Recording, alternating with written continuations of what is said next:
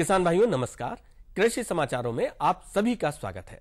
सबसे पहले नजर डालते हैं आज के मुख्य कृषि समाचारों पर। प्रधानमंत्री सिंचाई योजना में बनेगी जिला सिंचाई योजनाएं। प्रदेश में बढ़ी गन्ना उपज, शामली जिला प्रथम स्थान पर। कृषि पशुपालन आदि के लिए 350 करोड़ रुपए की योजनाएं स्वीकृत। ड्रिप सिंचाई योजना में गन्ना हुआ शामिल।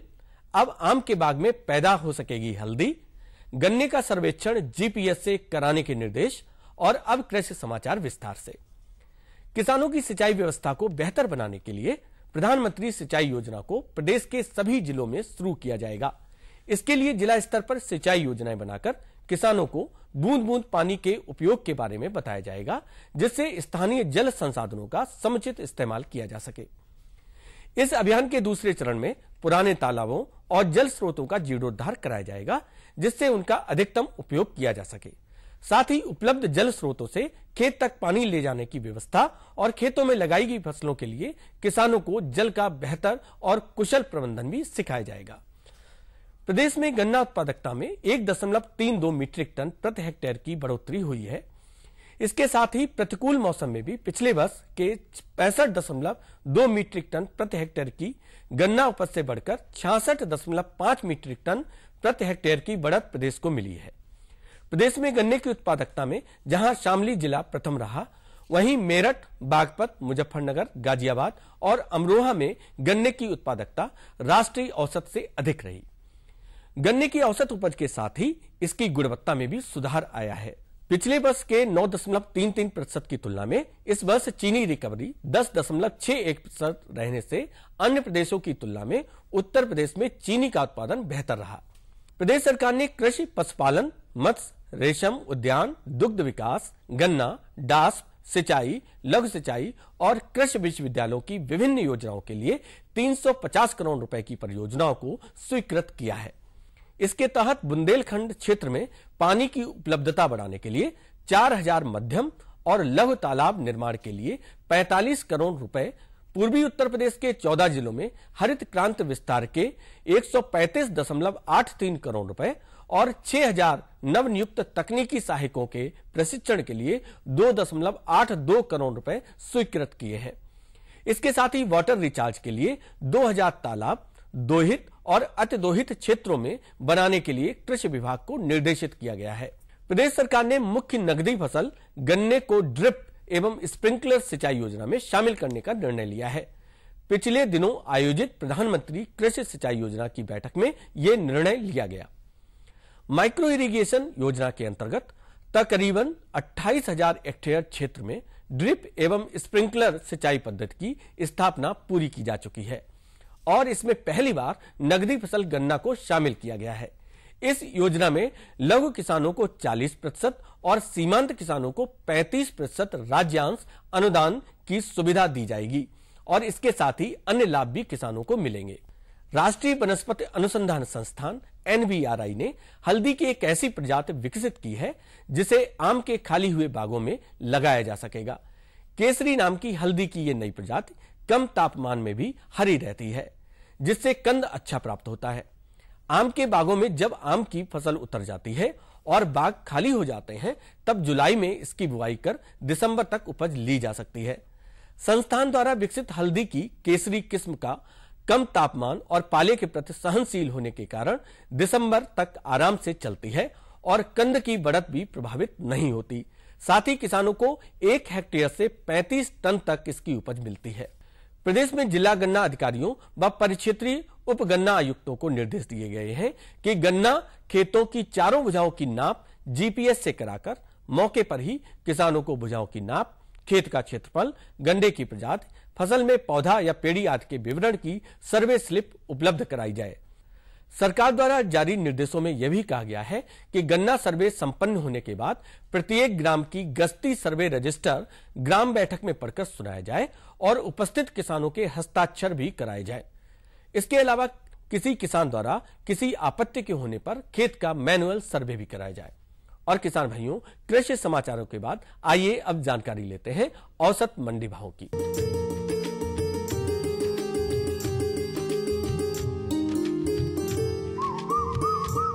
धान। प्रदेश की मंडियों में धान का प्रति क्विंटल भाव इस प्रकार रहा। लखनऊ 1,300 रुपए, गोंडा 1,285 रुपए, हरदोई 1,380 रुपए और शाहजहांपुर 1,410 रुपए प्रति क्विंटल। चावल की बात करें तो चावल का भाव प्रति क्विंटल इस प्रकार रहा। लखनऊ 2,200 रुपए, गोंडा 2,050 रुपए, हरदोई 2,170 रुपए और शाहजहांपुर 2,250 रुपए प्रति क्विंटल। गेहूं का भाव प्रति क्विंटल इस प्रकार रहा। लखनऊ 1,525 रुपए, गोंडा 1,530 रुपए, हरदोई 1,550 रुपए और शाहजहांपुर 1,501 रुपए प्रति क्विंटल। दलहन में मसूर का भाव प्रति क्विंटल इस प्रकार रहा। लखनऊ 6,850 रुपए, गोंडा 6,300 रुपए, हरदोई 7,620 रुपए और शाहजहांपुर 7,230 रुपए प्रति क्विंटल। वहीं उड़द का भाव प्रति क्विंटल इस प्रकार रहा। लखनऊ 10,655 रुपए, गोंडा 9,000 रुपए, हरदोई 12,720 रुपए और शाहजहांपुर 10,860 रुपए प्रति क्विंटल। चने का भाव प्रति क्विंटल इस प्रकार रहा। लखनऊ 5,650 रुपए, गोंडा 5,550 रुपए, हरदोई 5,600 रुपए और शाहजहांपुर 5,680 रुपए प्रति क्विंटल। विभिन्न मंडियों में गुड़ का भाव प्रति क्विंटल इस प्रकार रहा। लखनऊ 3,175 रुपए, गोंडा 3,170 रुपए, हरदोई 3,200 रुपए और शाहजहांपुर 2,650 रुपए प्रति क्विंटल। आलू का भाव विभिन्न मंडियों में प्रति क्विंटल इस प्रकार रहा। लखनऊ 1,200 रुपए, गोंडा 1,180 रुपए, हरदोई 1,170 रुपए और शाहजहांपुर 1,010 रुपए प्रति क्विंटल। टमाटर का भाव प्रति क्विंटल इस प्रकार रहा। लखनऊ 1,800 रुपए, गोंडा 1,090 रुपए, हरदोई 1,260 रुपए और शाहजहांपुर 860 रुपए प्रति क्विंटल। प्याज का भाव प्रति क्विंटल इस प्रकार रहा। लखनऊ 900 रुपए, गोंडा 980 रुपए, हरदोई 800 रुपए और शाहजहांपुर 805 रुपए प्रति क्विंटल। बैंगन का भाव प्रति क्विंटल इस प्रकार रहा। लखनऊ 1,400 रुपए, गोंडा 990 रुपए, हरदोई 850 रुपए और शाहजहांपुर 640 रुपए प्रति क्विंटल। तो किसान भाइयों, ये थे आज के कृषि समाचार और औसत मंडी भाव। अगले अंक में हम फिर आपके लिए लेकर आएंगे कृषि जगत से जुड़ी नई नई जानकारियां। तब तक के लिए दीजिए अनुमति। नमस्कार। तो और बताओ। बस। अरे ये क्या भैया जी, बस इतनी सी रासायनिक खाद? किसानी छोड़ रहे हो क्या? किसानी नहीं, नादानी छोड़ रहे हैं। मिट्टी की जांच कराई है। अब तो लालाजी जितनी जरूरत है उतने ही उर्वरक खेत में डालेंगे। हाँ किसान भाई, आज ही अपने जिले की नजदीकी भूमि परीक्षण प्रयोगशाला में मिट्टी की जांच जरूर करवाएं और मिट्टी में पोषक तत्व, नमी व पौधे के विकास को देखते हुए केवल जरूरत के अनुसार ही पोषक तत्व डालें। और हाँ, मिट्टी में गंधक, जस्ता, बोरोन जैसे सूक्ष्म पोषक तत्वों का पता लगाना भी न भूलें। उर्वरक और जैविक खाद के सही उपयोग से भूमि का उपजाऊपन बनाए रखें, उत्पादकता बढ़ाएं, खर्चा घटाएं और बहुमूल्य विदेशी मुद्रा बचाने में भी सहयोग दें। और हाँ, धीमी गति से नाइट्रोजन उपलब्ध कराने वाले उर्वरकों जैसे नीम लेपित यूरिया को प्राथमिकता दें और यूरिया का पत्तों पर छिड़काव करें। अरे वाह, तू तो सचमुच समझदार हो गया रे। अधिक जानकारी के लिए संपर्क करें जिला कृषि अधिकारी या किसान कॉल सेंटर। नई तकनीक सभी को अच्छी लगती है। मैंने भी अपने खेत की तैयारी, बुआई, जुताई, गहाई वगैरह के लिए छोटी मशीनें अपनी जरूरत के हिसाब से खरीदी। मैंने अपने खेतों में मशीन का प्रयोग किया तो काम जल्दी और आसान हो गया। खेती में मशीनों के इस्तेमाल के बाद मुझे मिली भरपूर पैदावार और ज्यादा मुनाफा। छोटी मशीनें तो हमारी अपनी अपनी हैं, लेकिन बड़ी मशीनें हमने समूह बनाकर खरीदी। किसान भाइयों और बहनों, आप भी उन्नत मशीनों और उपकरणों की खरीद पर वित्तीय सहायता का लाभ उठाएं, अपनी आमदनी बढ़ाएं और खुशहाली पाएं।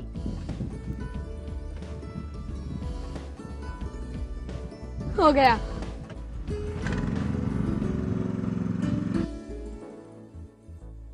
मैंने सोच लिया है, मैं तुझे कृषि का इंजीनियर ही बनाऊंगा।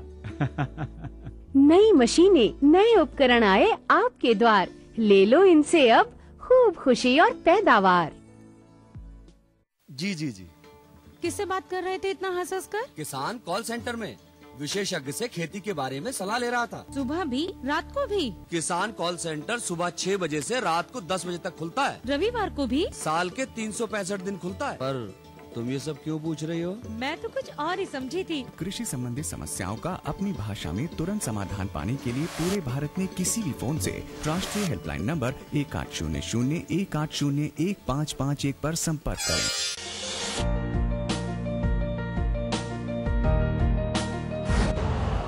यूरिया का स्वदेशी उत्पादन 70 लाख टन बढ़ाने के लिए 6 उर्वरक संयंत्रों का उद्धार किया जा रहा है। FCIL के गोरखपुर, सिंदरी, तलचर और रामागुंडम संयंत्र, HFCL की बरौनी इकाई और BVFCL की नामरू फोर्थ। सोने पर सुहागा ये है कि देश में अब बनेगा सिर्फ नीम लेपित यूरिया, क्योंकि इससे होगा किसानों का फायदा ही फायदा। अनाज का उत्पादन 10% तक बढ़ेगा। बढ़ेगी 10 से 15% नाइट्रोजन क्षमता।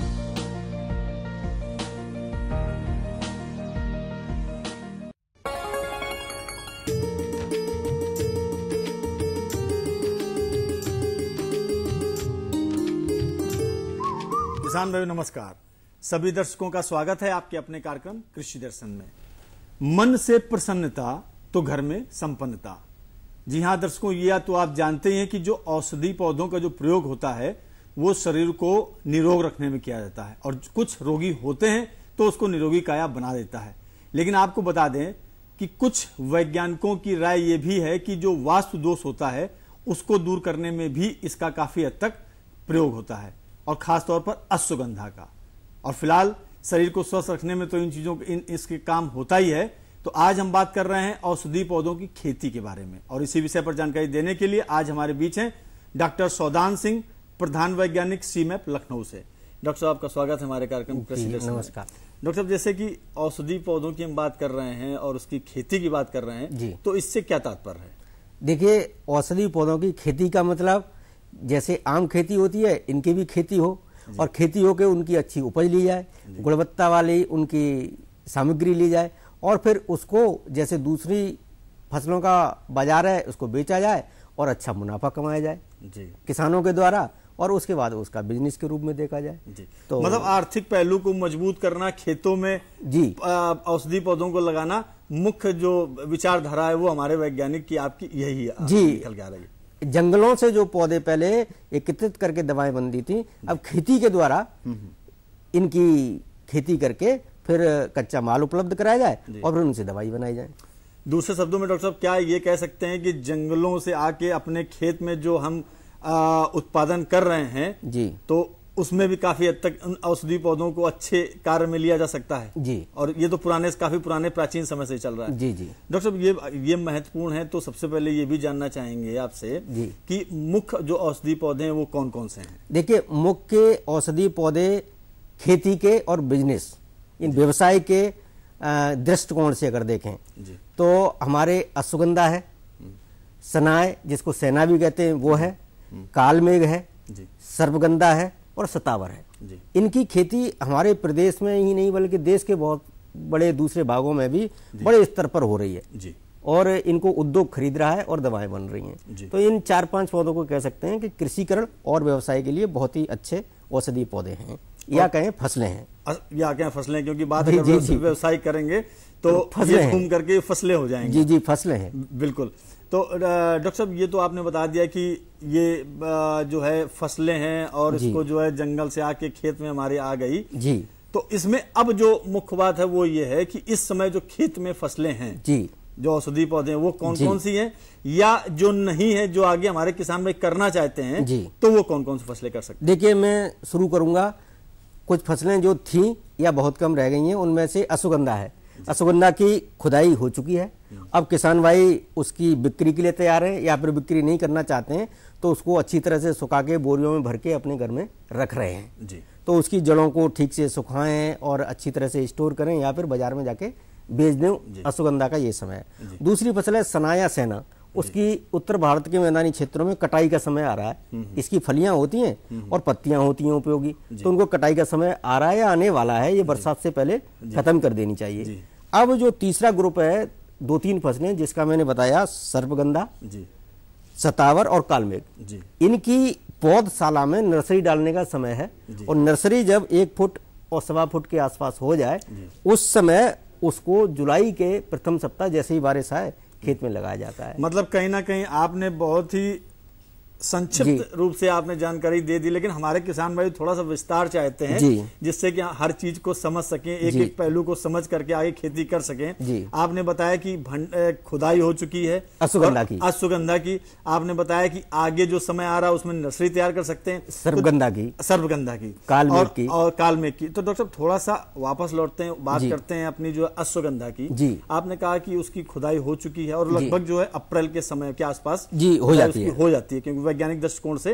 अप्रैल के समय में होती है। तो जो हमारे किसान भाई इसको भंडारित करना चाहते हैं तो वो भंडार गृह की व्यवस्था कैसे करें, और जो हमारे किसान भाई तुरंत पैसा चाहते हैं, बेचना चाहते हैं, बिक्री करना चाहते हैं, तो उनकी बिक्री में अच्छा लाभ कैसे हो, इसके बारे में देखिए। ऐसा है, इसकी जो जड़ें होती हैं वही मुख्य उत्पाद है। जड़ें अच्छी तरह से सूख जानी चाहिए जिससे कि सड़ने का कोई भय न हो। इसके बाद जो जूट के बोरों में इनको भर देना चाहिए।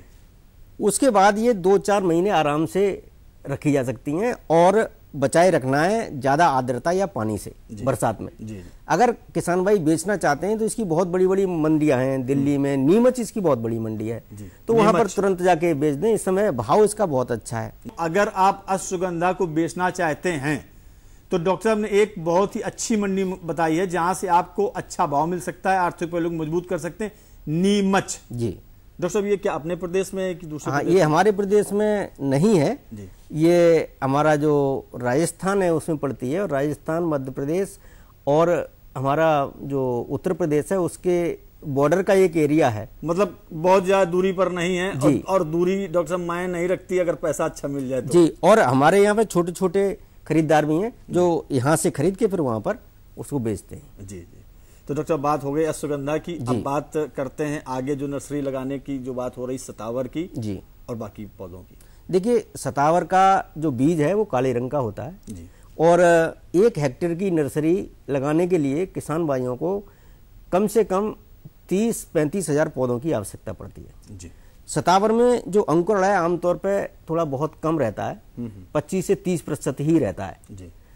ये एक अलग समस्या है, इसलिए इसके कम से कम 2 से 2.5 किलो बीज की नर्सरी डाल के चलना चाहिए। और 2 से 2.5 किलो बीज की नर्सरी अगर थोड़े से छायादार स्थानों में डाली जाए, ये छाया को पसंद करने वाला पौधा है, तो इस तरह से इसकी नर्सरी छायादार स्थानों में 2 से 2.5 किलो बीज प्रति हेक्टेयर की नर्सरी करीब करीब 200 वर्ग मीटर क्षेत्र में डाल देनी चाहिए। और इसका पौधा एकदम लता की तरह बढ़ता है और आराम से पहचाना जा सकता है। अगर उसमें घास वगैरह आ रही हो तो उसको निकालते रहना चाहिए। इसके बाद कालमेघ का जो बीज है वो करीब आपका ½ किलो 1 हेक्टेयर के लिए पर्याप्त होता है, 500 ग्राम, और वो भी छाया को पसंद करने वाला पौधा है। अगर थोड़ा सा छाया वाले स्थान मिल जाए या शेडिंग नेट लग जाए 200 वर्ग मीटर क्षेत्रफल में, तो इसकी नर्सरी डाल देनी चाहिए। इसका जो बीज है वो बहुत छोटा होता है कालमेघ का, और ये सतावर है उसका बीज बड़ा होता है। इसके बाद सर्पगंधा की भी नर्सरी डालने का समय है। सर्पगंधा में ध्यान रखना है किसान भाई, अच्छी गुणवत्ता है सर्पगंधा लेने के लिए उसके जो पौधे तैयार किए जाते हैं जड़ से तैयार किए जाते हैं, मतलब जड़ की कटिंग डाली जाती है, कटिंग पहले की जाती है। डॉक्टर साहब जड़ की अगर कटिंग की जाती है तो कुछ विशेष तरीके कटिंग करके उसको रखा जाता है? जी, विशेष तरीके की कटिंग नहीं है, जड़ को खोदिए और 1 से 2 इंची के टुकड़े बनाइए और उसकी नर्सरी डाल दीजिए। ये सभी जो नर्सरियां हैं इस समय अगर डालेंगे तो जुलाई के प्रथम सप्ताह में आराम से तैयार हो जाएंगे। डॉक्टर साहब आपने बताया कि ये जो तीनों पौधे हैं अगर छाया मिल जाए तो सर्वोत्तम है। जी डॉक्टर, क्या छाया का प्रारूप हम मान के चलें कि बागों में हो सकता है? देखिए, ऐसा है कि तीनों पौधे बागों में उगाए जाने वाले पौधे हैं। क्या बात है। और नर्सरी डालते समय अगर आपको छाया नहीं मिल रही है तो आप शेडिंग नेट जो होते हैं हरे छाया प्रदान करने वाले उनमें भी डाल सकते हैं, और अगर बागों में नर्सरी भी डालें तो बहुत अति उत्तम है। तीनों ही पौधे छाया प्रभावित क्षेत्रों के लिए हैं और बागों में तीनों की खेती की जा सकती है सफलतापूर्वक। मतलब खासतौर पर नर्सरी तो अच्छा कर ही सकते हैं वहां पर बागों में। डॉक्टर आपने बताया कि आप बीज देख के लें और बीज सही लें। जी, आपने ये शब्द प्रयोग किए, तो मैं इसमें ये जानना चाहूंगा क्या कुछ ऐसी सुविधा है आपके सी मैप में या प्रदेश के अन्य जगहों पर जहां से हमारे किसान भाई अच्छा बीज ले सकें? जी देखिए, हमारा संस्थान जिसका नाम है केंद्रीय औषधीय एवं सघन पौधा संस्थान, जो कि भारत सरकार का है, इसका मुख्यालय लखनऊ पिकनिक स्पॉट रोड पर है। यहाँ पर जितने भी हमने पौधे बनाए उनकी सबकी उन्नत प्रजातियों के बीज उपलब्ध हैं। जी।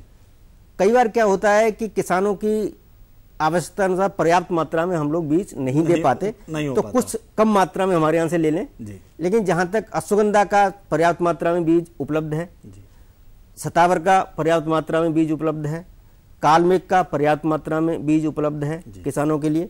लेकिन जो सर्पगंधा है उसकी कटिंग थोड़ी सी सीमित मात्रा में उपलब्ध है, और इनकी कई जातियां हैं जो उन्नतशील जातियां हैं। उन सभी के पौध सामग्री या बीज कहें सब हमारे यहाँ संस्थान में उपलब्ध है। तो डॉक्टर साहब, आपने बताया कि कुछ बीज तो मिल ही जाएगा, जड़ की कटिंग जो वाला जो पोर्शन होता है। जी। तो क्या ऐसा कुछ हो सकता है कि हमारे किसान जो है अगर इसकी खेती करते हैं और वो कुछ कटिंग करना सीख जाएं तो वो आपस में जो अपना सभी लोगों को दे करके काम चलाया जा सकता है? देखिए, खेती करना और पौध सामग्री या बीज तैयार करना सभी औषधि फसलों में जो आम फसलें होती हैं उनसे बहुत ही साधारण तरीके हैं। क्या बात? औषधि पौधों की खेती एक तरह से जानवरों से सुरक्षित और जो विपदाएं होती हैं उनकी खेती करने में ज्यादा समस्या नहीं है।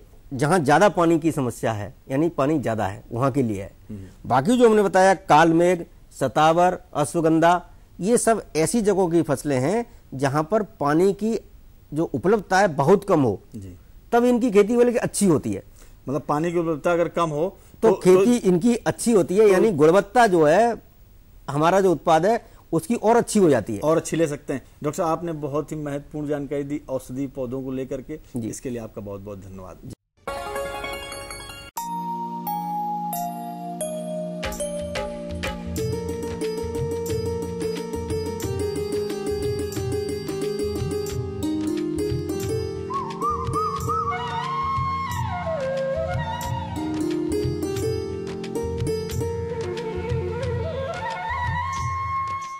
खेती की जानकारी के बाद अब प्रस्तुत है मौसम समाचार। लखनऊ के मौसम में बदलाव का दौर जारी है।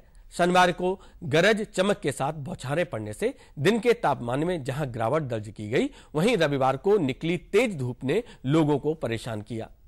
दिन में जहां उमस भरी गर्मी ने लोगों को बेहाल किया, वहीं शाम को गर्मी से काफी राहत मिली।